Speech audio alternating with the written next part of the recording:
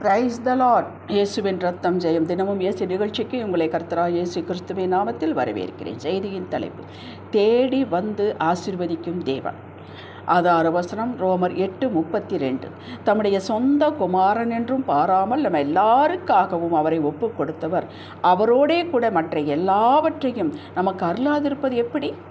தேவ ஞானம் பெற்றவர்களே, நம்மை பார்த்து கர்த்தர் கேள்வி கேட்கிறார். என்னுடைய ஒரே குமாரனையே உங்களுக்கு ஜீவ பலியாக ஒப்பு கொடுத்த நான், நீங்கள் வளமாக சுகமாக வாழ்வதற்கு வகை செய்ய மாட்டேனா? நீ சுகமாய் வாழ்ந்திருக்கும்படி நான் உனக்கு சௌக்கியத்தை தேடாதிருப்பேனோ? ரூத் 3:1 கேட்குறார். அப்படியே உங்களை திக்கற்றவர்களாக விட்டு விடுவேனா என்று கேட்கிறார். பிசாசு நம்மை பார்த்து கேள்வி கேட்டது. நீங்கள் தோட்டத்துள்ள சகல விருட்சங்களை கனியும் புசிக்க வேண்டாம் என்று தேவன் சொன்னது உண்டோ? ஆதியாகமம் 3:1 ஏவாளை பார்த்து கேட்டது. இதற்கு பெயர் தான் போட்டு வாங்குவது. பிசாசு கேள்வி கேட்டு நம்முடைய இருதயத்தில் உள்ளதை அறிந்து கொண்டு பின் தன் ஏமாற்று விலையை விரிக்க கேட்கிறான். மனிதர்கள் நம்மை பார்த்து கேள்விகள் கேட்கிறார்.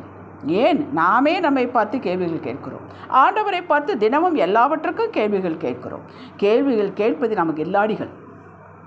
ஏன் ஆண்டவரே, எப்போது ஆண்டவரே, ஏன் இப்படி ஆண்டவரே என்று இன்னும் பல கேள்விகள் கேட்கிறோம்.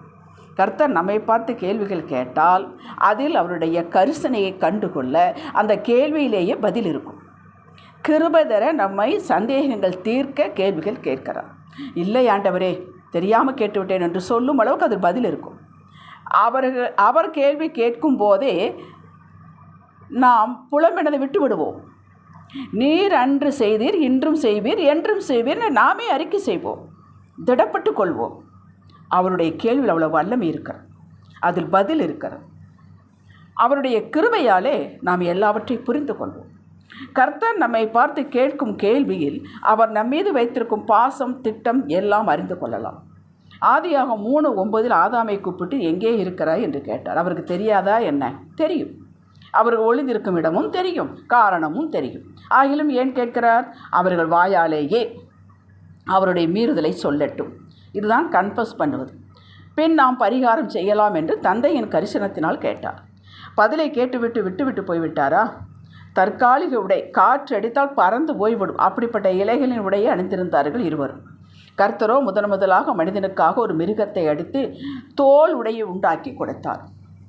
ஏன் இப்படி செய்தீர்கள் என்று ஆதாம் ஏவாள் இருவரையும் கேட்டார். அவர்கள் பிசாசின் தந்திரத்தில் மோசம் போய்விட்டார்கள் என்பதை உணர்த்துவதற்காக கேட்டார். பின் ஆதியாகமம் 3:15 தீர்வையும் வைத்துவிட்டு பிசாசிற்கு சாபத்தை விட்டு போனார். 1 ராஜாக்கள் 19 எலியா பெரிய தீர்க்கதரிசி யெசபேல் என்ற ஒரு பெண்ணுடைய மிரட்டலுக்கு பயந்து ஓடிப்போய் வனாந்தரத்திலே ஒரு சூரச்செடியின் கீழ் உட்கார்ந்து தான் சாக வேண்டும் என்று ஜெபித்தான். தூதனை அனுப்பி அடையும் சுட சுட அடையும் தண்ணீரும் இருமுறை கொடுத்து திடப்படுத்தினார். எலியா 40 நாட்கள் இரவு பகல் நடந்து ஒரே பர்வதம் மட்டும் நடந்து மறுபடியும் ஒரு கெபிக்குள் நுழைந்து கொண்டான். கர்த்தருடைய வார்த்தை: எலியாவே, இங்கே உனக்கு என்ன காரியம் என்றார். குற்றப்படுத்தவோ தண்டிக்கவோ அல்ல. ஏன் இப்படி ஒரு மனுஷிக்கு பயந்து ஓடுகிறாய்? நான் உனக்கு பயத்தின் ஆவியை கொடுத்தேனா என்பது போல் கேட்டுவிட்டு உற்சாகப்படுத்தி 3 பெரிய ஊழியங்களை கொடுத்தார். இதுவரை அவன் செய்யாத ஊழியங்கள். மக்களே, ரொம்ப காலமாக கர்த்தர் உங்கள் மனதில் ஒரு கேள்வியை போட்டுக்கொண்டே வந்தார் என்றால், ஏன் சந்தேகப்படுகிறாய்? ஏன் அழுது கொண்டிருக்கிறாய்? இன்னாரோடு உனக்கு என்ன பேச்சு? மனிதர்களை நம்பாதே என்று எத்தனை முறை உனக்கு சொன்னேன், ஏன் நம்பினாய் என்று இன்னும் பல கேள்விகள் கேட்பது போல் உணர்வீர்கள் என்றால் கொஞ்ச நேரம் ஒதுக்கி அவர் சமூகத்தில் அமைதியாய் அமருங்கள். எல்லாவற்றுக்கும் பதில் கொடுப்பார். கண்டுபிடிக்க பதில் கொடுப்பார். பதிலாயிருக்கும் தேவன் உங்களை திக்கற்றவளாக ஒரு நாளும் விடமாட்டார். எல்லாவற்றையும் அவரிடம் சாட்டி விடுங்கள். இதில் தடுமாற்றம் வேண்டாம்.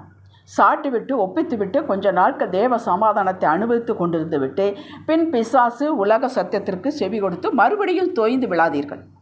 அந்த சத்தங்களையெல்லாம் உதறி தள்ளிவிட்டு ஒன்ஸ் ஃபாராலாக தள்ளிவிடுங்கள். தேவனையே அவரது கிருபையே சார்ந்து கொள்ளுங்கள். இதுதான் சத்தியம். இந்த சத்தியம்தான் உங்களை விடுதலையாகும். இதை நீங்கள் அறிந்து கொள்ள வேண்டும். அறிந்து கொள்ள வேண்டும் என்றால் ஏற்றுக்கொள்ள வேண்டும் என்று பொருள். நம்முடைய கண்ணீரோ சோர்வோ துக்கமோ பெருமூச்சோ குளிக்காமல் சாப்பிடாமல் படுத்துக்கொண்டு கவலைப்படுவதோ தேவனை நம் பக்கம் திருப்பவே முடியாது ஒரு காலம். மாறாக எத்தனை இடைஞ்சல்கள் அழுத்தங்கள் இருந்தாலும் அவைகளை உங்களை தாக்காதவாறு அதற்கு இடம் கொடாமல் வீட்டை சுத்தம் செய்தல், கிடப்பில் போட்ட காரியங்களை எடுத்து மும்முரமாக செய்தல், நேரம் ஒதுக்கி தேவ சமூகத்தில் அமருதல், அவருக்கு இதுவரை உங்களுக்கு செய்த நன்மைக்கெல்லாம் தோத்திரம் செலுத்துதல், யெகோவா இரே எல்லாவற்றையும் பார்த்து கொள்ளும் என்று ஜெபித்து விட்டு பிஸியாகவே இருங்கள். எப்பொழுதும் ஏதோ ஒரு வேலை செய்து கொண்டிருங்கள். பிசாசு ஓடி போய் விடுவான்.